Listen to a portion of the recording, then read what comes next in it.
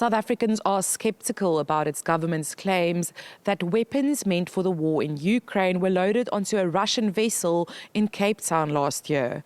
President Cyril Ramaphosa says there is no evidence that this is what happened when the Lady R docked in Simonstown in December.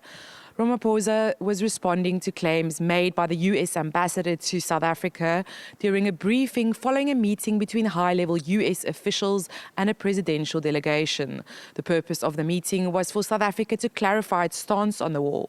Reuben Brigety told the media that supplying weapons to Russia is fundamentally unacceptable and that this is an inexplicable deviation from South Africa's public neutral stance on the war.